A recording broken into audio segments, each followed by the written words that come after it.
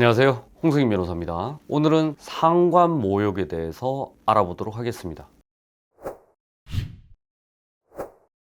군 형법상 특수한 범죄인 상관모욕은 일반 모욕죄하고 다릅니다. 모욕죄의 경우는 혐의가 인정된다고 하더라도 보통은 약식명령, 그러니까 벌금형으로 종결되는 경우가 많습니다. 그런데 상관모욕의 경우에는 상관면접모욕, 상관공연모욕으로 나뉠 수 있는데 둘 다 공히 벌금형이 존재하지가 않습니다. 징역형밖에 없다는 것이 특색입니다. 해서 상관모욕 같은 경우에는 굉장히 혐의가 인정되는 경우에는 당사자 입장, 그러니까 피의자, 피고인 입장에서는 치명적인 범죄에 해당이 됩니다. 그러면 상관모욕으로 인해서 조사에 오라고 하면 어떻게 대응해야 될까요? 보통 상관모욕 혐의로 신고가 되는 경우는 당사자인 피의자 그리고 옆에 있었던 병사들 사이에서 이런저런 얘기가 나오다가 거기에 대해서 이걸 들은 병사가 신고하는 경우가 굉장히 많습니다. 또는 혼잣말로 얘기를 했다고는 하나 이게 다른 인원이 들릴 수 있을 크기의 정도로 모욕을 했을 경우, 욕설을 했을 경우 이때에도 역시 마찬가지로 신고가 되는 경우가 많습니다.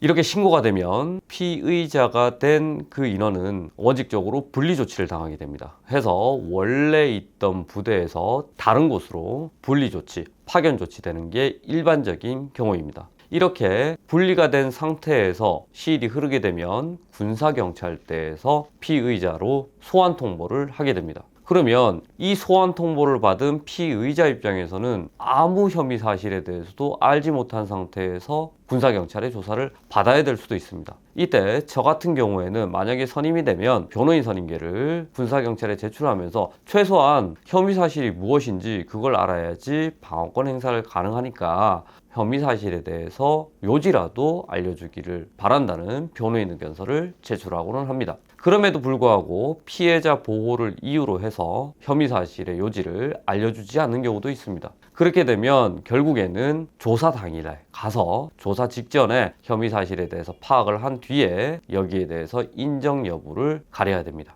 만약에 내가 한 사실이 있다, 그리고 옆에 있었던 목격자들이 다수가 있다 라고 했을 때는 이걸 부인한다고 해서 해결되는 문제가 아니기 때문에 신속히 이 부분에 대해서는 인정을 하는 것이 나을 수도 있습니다. 그런데 내가 정말 안 했다, 이 혐의 사실에 대해서는 내가 인정할 수가 없다, 특히나 그 당시 현장에 있었던 병사 중 일부는 나하고 사이가 안 좋은 사람도 있었다, 아마도 그 인원들이 나에 대해서 모함을 하는 것 같다 또는 과장을 하는 것 같다 라고 했을 때는 사실이 아니에요, 저는 상관에 대해서 모욕한 적이 그리고 욕설한 적이 전혀 없습니다 라고 명확하게 진술을 해야 됩니다. 제 사례 중에서 가장 많이 일어나는 사건 중에 하나는 상관인 여군에 대해서 희롱을 하는 그런 내용의 상관모욕 행위입니다. 예를 들어서 모 대위가 있는데 또는 모 중위가 있는데 모 대위, 모 중위 같은 경우에는 몸매가 아주 못생겼다, 얼굴이 아주 못생겼다, 신체 부위가 아주 보기가 흉하다 이렇게 얘기를 하는 경우 신고가 되는 경우가 굉장히 많습니다. 이렇게 상관모욕 혐의를 받고 있는 와중에 내가 그런 사실이 없다면은 명확하게 저는 그런 사실이 없어요 라고 한 다음에 그 당시에 그 현장에는 누구누구 이외에도 누구누구가 바로 옆에서 대화를 나누고 있었습니다,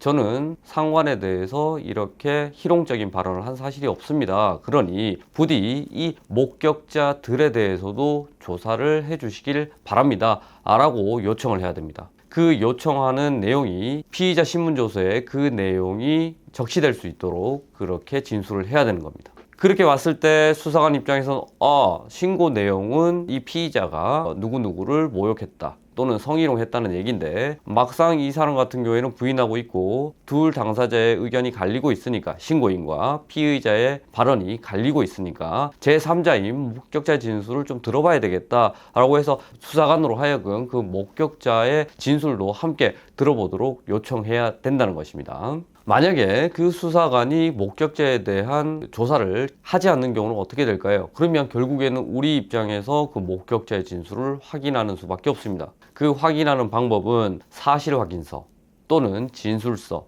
또는 당사자 간의 카톡이나 문자 메시지, 전화 통화를 통해서 나는 그런 사실이 없는데 너 그 현장에 있었잖아. 그때 상황에 대해서 좀 알려주길 바래. 라고 해서 그 내용을 사실 확인서나 진술서 형태로 받던가 아니면 전화 녹음을 통해서 그 통화 내용을 그대로 녹음한 다음에 녹취록으로 만들어서 수사기관에 제출을 해야 됩니다. 여기서도 마찬가지로 내가 그런 사실, 그러니까 상간 모욕한 사실이 없는데 그러면 신고자는 왜 이걸 신고를 했겠느냐, 여기에 대해서 수사관은 당연히 관심을 가질 수밖에 없습니다. 그러면 여기에 대해서 우리는 미리 준비를 해서 가야 됩니다. 예를 들어서 어떤 사람이 있었는데 그 사람이 내가 모욕했다는 걸로 신고를 했을 것 같다, 그렇게 추정이 된다면 그 사람하고 나하고 최근에 들어와서 다툼이 있었다 또는 갈등 관계에 있었다. 아마 그 갈등 관계 때문에 나를 다른 부대에 보내려고 분리조치 시켜버리려고 나를 신고한 것 같다. 반대로 피의자의 입장에서 그 행위가 내가 한 사실 자체가 맞다, 그리고 목격자도 존재하는 게 맞다 라고 했을 때는 이 부분에 대해서 부인하기보다는 인정하는 경우로 가고, 그 인정함에 따라서 피해자인 그 상관하고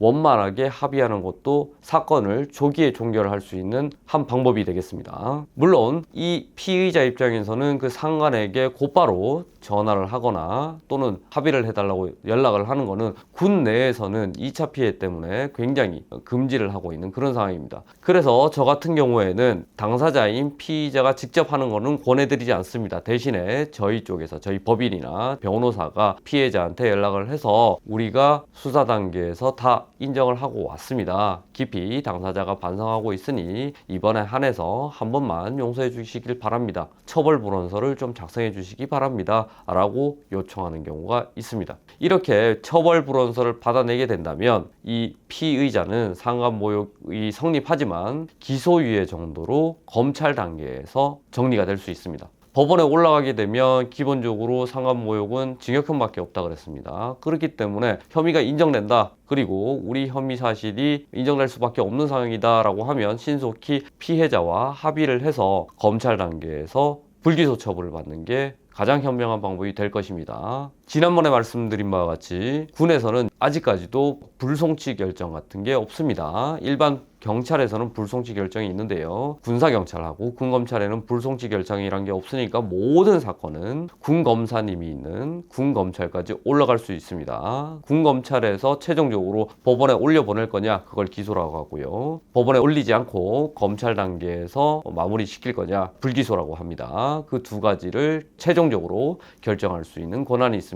불기소에는 혐의 없음, 즉 무혐의와 죄는 있는데 이번에 한해서 봐준다는 기소유예가 있습니다. 추가적으로 사실관계가 인정된다고 하더라도 무혐의를 받을 수 있는 방법은 여전히 존재합니다. 범죄 혐의에 대해서 다툴 수 있는 방법은 두 가지가 있는데요, 사실 오인, 저는 그렇게 모욕한 적이 없어요, 그렇게 욕설한 적이 없습니다 라고 하는 사실 오인이 한 가지가 있고요, 법리 오해, 제가 그런 모욕적인 발언을 한 건 맞습니다, 다만 법리적으로 봤을 때 이거는 상간모욕에 해당하지 않습니다 라고 주장하는 법리 오해 주장도 있습니다. 실제 제 사건 같은 경우에는 씨발이라고 상관한테 대놓고 말을 하고 대든 경우도 있었습니다. 그런데 법원에서는 씨발만으로는 범죄가 성립하지 않는다라고 해서 무죄 판단을 받은 경우도 있습니다. 또는 공연성의 문제가 발생할 수 있습니다. 단 둘이 있었던 사이고 그 인원하고 저하고 굉장히 친했었는데 이 한 사람한테 얘기한 것만으로 과연 공연성과